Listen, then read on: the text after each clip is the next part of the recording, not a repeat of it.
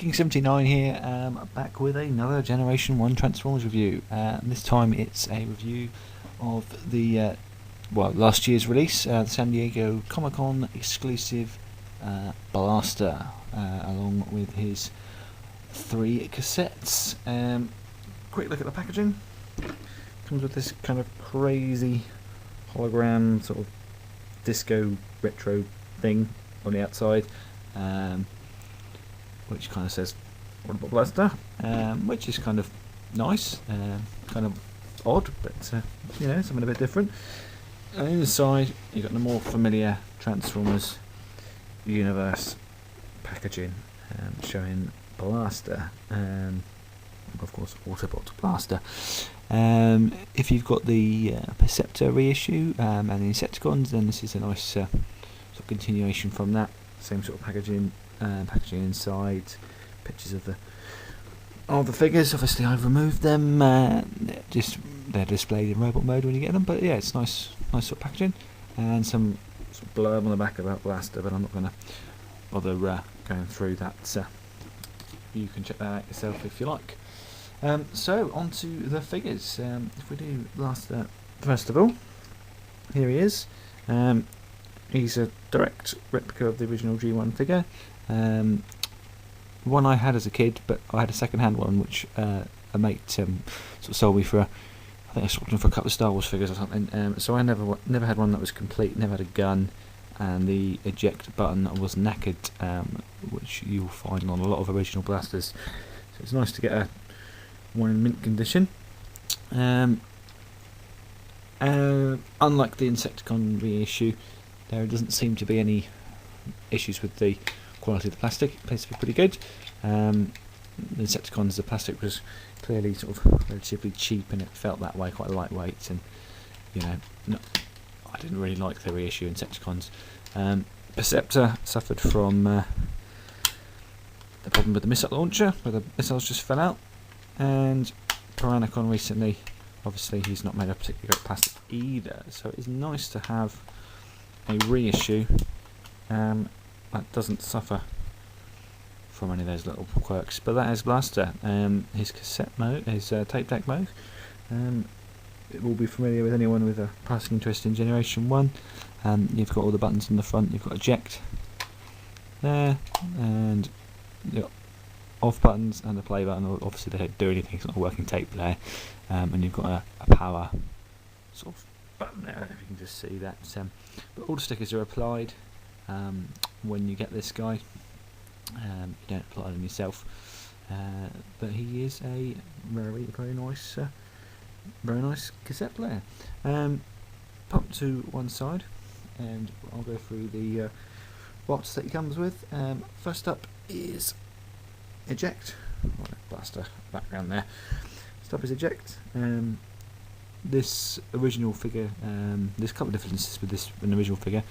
Most noticeably, you've got the painted on Autobot symbol there, which would have been a rub sign, I believe, in the original. I think the rub sign was there. The rub sign is here on this one. If it wasn't a rub sign, it would certainly be a stick-on Autobot insignia sticker rather than painted on like this. 2 variants for the original figure, the gold and silver gunned one. This is obviously the silver one. Jack's a nice little figure though. One thing, I don't know if it's a quality control issue, but the legs do, this leg here does tend to slide in and out quite easily. Don't know if that's just a problem with my one, but yeah, it seems a bit odd. So let's go ahead and transform him. Push his head in, and then push the arms in. If you do it the other way around, head won't go in, and the legs just go in like so. There you go, that's cassette mode. Next up we've got Ramhorn. Ramhorn feels a very light plastic, whether he's a cheaper quality plastic than the original, but he does seem to be noticeably different to the original figure, which I don't have anymore. I used to have him. I don't remember him being this sort of lightweight, whether that's just maybe a pedantic, but appearance wise he looks exactly the same as the original. And just pop them inside the tape deck like so, and there you go. Obviously all the tapes can fit in there. Last I had 6 tapes in all. Obviously eject, steel jaw and ram horn that you get with this pack, and rewind as well. But you don't get rewind with this pack, unfortunately, which is a shame. And then obviously you had Slam Dance. So oh gosh, I can't remember the 2 bots' names, but they were the combiner bots. Grand Slam and Rain Dance. That's it. Who combined to form Slam Dance. Who is very, very, very expensive to get hold of. For about £60–70. So yeah, he's quite expensive. But the rest of them, you know, you could get up for a reasonable price. But we'll talk about prices at the end. I'm waffling. Yeah, this is steel jaw. Appearance wise, again, spot on with the original figure. This guy has gold weapons, unlike the others that have silver. Not sure why he comes with the gold ones, but it's nice to have a bit of variety, I suppose. Another QC thing I've noticed. Unfortunately, that doesn't clip into place, which I believe it should. So that kind of just flops around a bit, which is a bit of a shame. But there we go. So we've got, you know, a few little niggles with the tapes, but nothing major. Blaster himself though is perfect.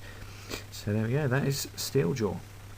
So yeah, just pop the camera down. So yeah, Blaster, is this pack worth picking up? That is the thing. That's the question you're probably thinking. Depends how much you get them for. In the UK, Capal Toys was selling this guy for £47, which I think is about right. A Blaster in good condition, a reissue Blaster, obviously alone, you know, an original Blaster is going to cost you at least £30 in any decent condition. If you get one with a eject button that works, yeah, you're going to look at about £30, probably a little bit more. And obviously with the cassettes thrown in, it's probably worth doing. I have seen this guy go for, well, I've seen him go for more, but eBay sellers asking sort of £90 to £100 for this set, which is not worth it at all.